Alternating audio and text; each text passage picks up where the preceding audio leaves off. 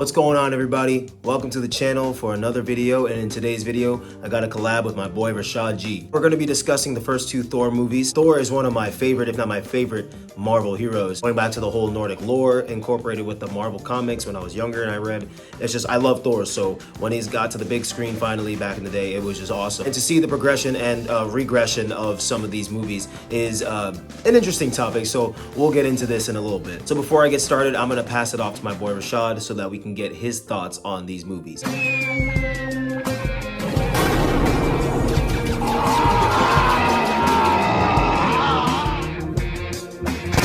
Big Rob, what's the deal? Pickles, everything kosher. So, yo, I know I'm getting this video to you in CP time. I apologize for that, bro. Better late than never, though. So, yo, talking about 2011's Thor, starring a young Chris Hemsworth. Actually, he looks the same, don't he? Matter of fact, I think Chris Hemsworth looks older in the first Thor than he does now. That's funny because, white folks are not known for aging that good, and he's aging gracefully. Shit.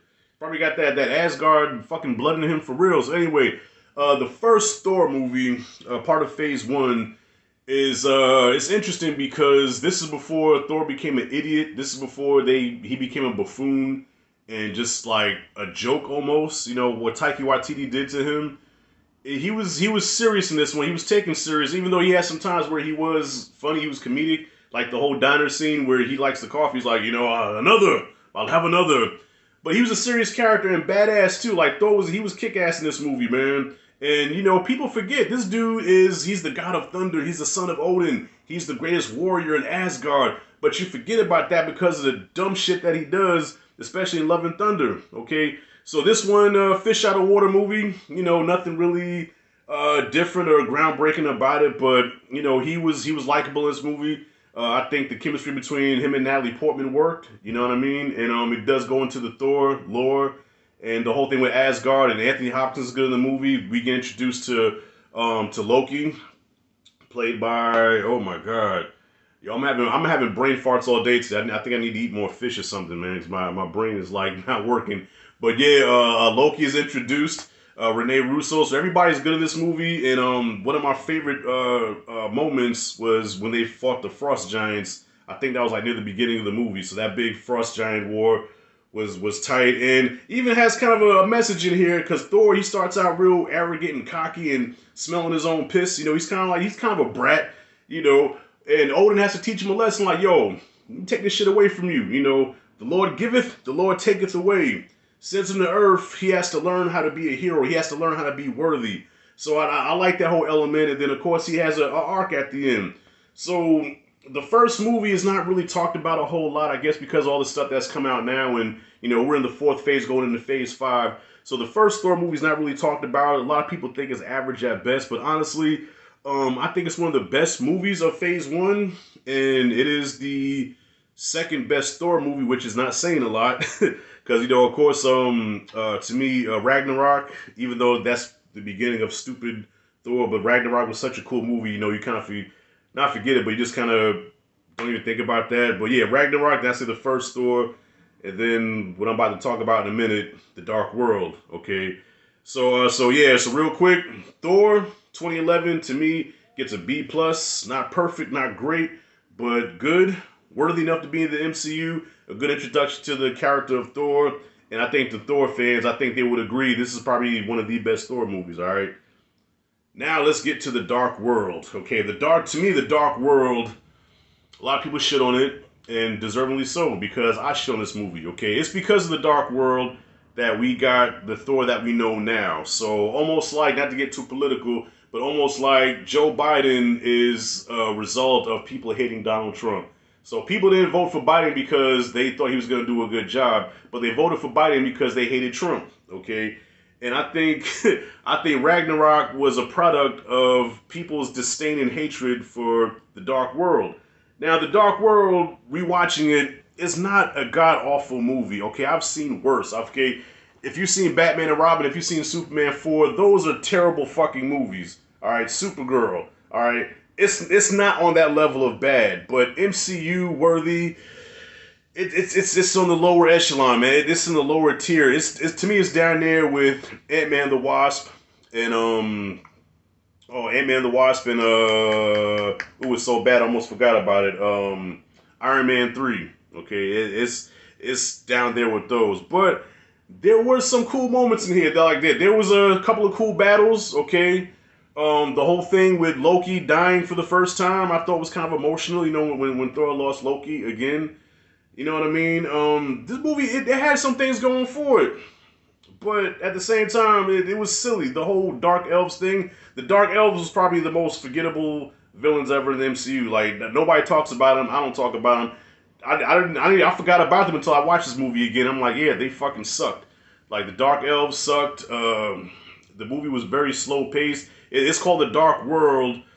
And, you know, this is, I guess, around the time where comic book movies were trying to get darker and be darker. But, you know, it didn't work for Thor. All right, but in a lot of ways, I kind of want them to go almost kind of dark again because Thor is such a kick-ass character in the comics. You know, he's such a badass character. Like, he can go toe-to-toe with the Hulk. But when you watch these movies, you don't believe he can go toe-to-toe with the Hulk because he's such a fucking joke. To me, MCU Thor is a parody of the actual character. And Rob, I think you will agree, because I know you're a big Thor fan. He's a parody of that kick-ass fucking God of Thunder that we know of. And you don't believe for a second that he can, well, maybe Professor Hulk, yeah, because Professor Hulk is a pussy. But I'm talking about, like, the Hulk, you know what I'm saying? So, yeah, I don't have a whole lot to say about Dark World. It sucked. But it's better than Batman and Robin. It's better than Superman 4. That's probably the biggest compliment I can give it. And Chris Hemsworth is good in all these movies, okay? So he owns the character. He is the character. So if I can give any highlights of the movie, I give it to Chris Hemsworth and Rene Russo. They're like, Rene Russo's good in all these movies as well. So, yeah, performances, you know, everybody does their thing here. The story was just boring. The pacing was kind of boring. And the villain sucked. That's it and that's all. So that's my 2 cents. Rob, thank you for inviting me to talk about these movies with you, man. Looking forward to our next collab. And I promise you, I'm not going to take that long this time, all right? Forgive me, bro, all right? That's it and that's all. First of all, killing me with Batman and Robin, bro. Like, that is just absolutely wow, what a comparison. Jeez, I don't know if I'd say it was that bad, but I mean, damn. Iron Man 3, yeah, it wasn't the best movie. I didn't hate it, but I did not love it. And I do have to agree with you, man, on the whole. In the first Thor movie, Chris Hemsworth as Thor was perfect in that character. He was, you know, very serious, kind of a brat, and then he just kind of got this like whole heroism thing back, and he saw what it was like to be human and to actually be selfless, because he's always so powerful, but when he became powerless, he truly saw what it meant to be selfless. So once again, thank you, Rashad, for your thoughts on these movies. All right, now let's get into this. Directed by Kenneth Branagh, the first Thor movie is definitely my favorite Thor movie. I will say that, yeah, Ragnarok is great. It is a breath of fresh air, but overall, as far as it comes to comic book lore and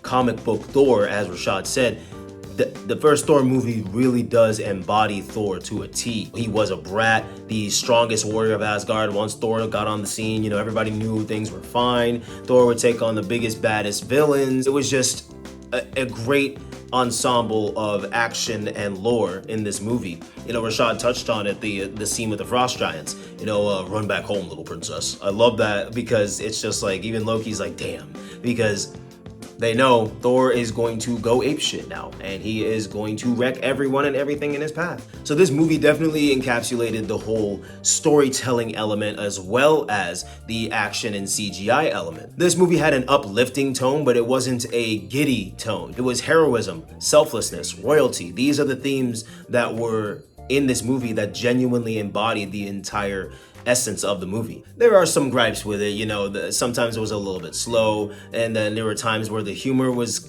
in play, and I guess it was of its time, but it just wasn't as funny. Overall, I've had no real complaints with the first Thor movie. I also loved how it kind of came full circle, you know, towards the end.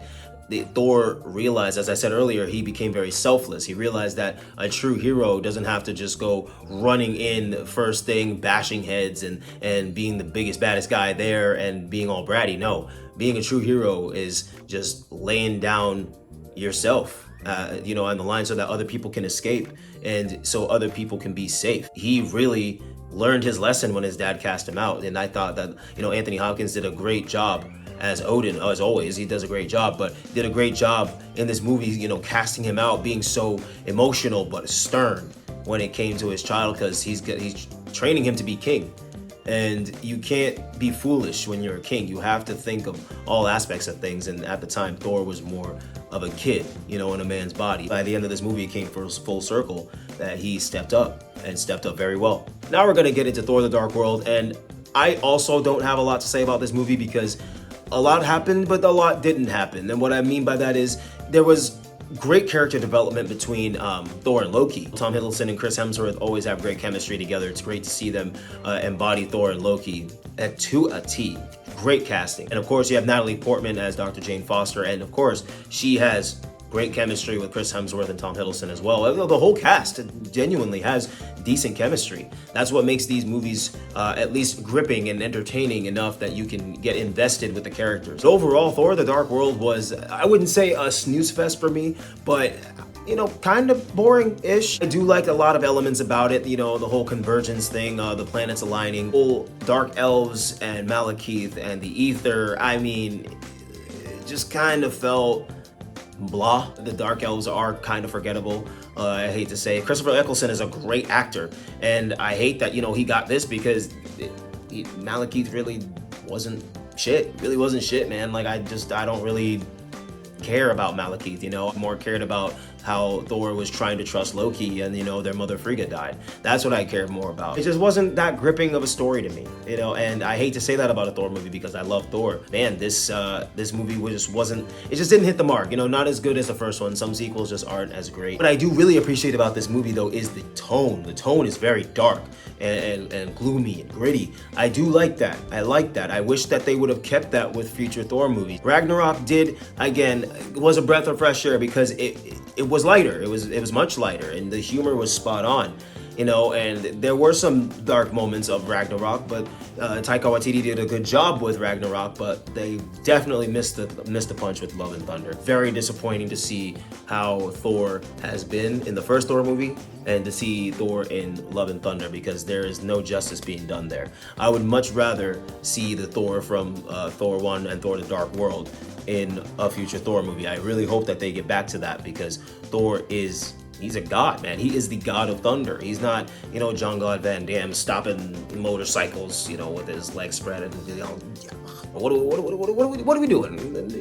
You are the god of thunder, you know. And I get it, you know, there's times to be funny and everything, but I just think that these movies could have been way better than they were. But we're not talking about those. We're talking about Thor and Thor: The Dark World. Again, overall, Thor: The Dark World is not a forgettable movie by any means. It's just not a movie that I would just randomly throw on to watch, or that I would be like, oh yeah, that's one of my favorite movies. You know, I won't classify it as bad as Batman and Robin, you know. I will say that it's not the best movie by any means. The cinematography in the Thor and Thor: The Dark World is really good too. Perfect use of CGI, and then some practical stuff, and then the costumes, of course, always look good. But storytelling wise for the Dark World, just missed the mark for me. But once again, thank you, Rashad, for joining me in this collab. Really appreciate it, man. Looking forward to hearing your thoughts on Ragnarok and Love and Thunder, especially Love and Thunder with Zeus.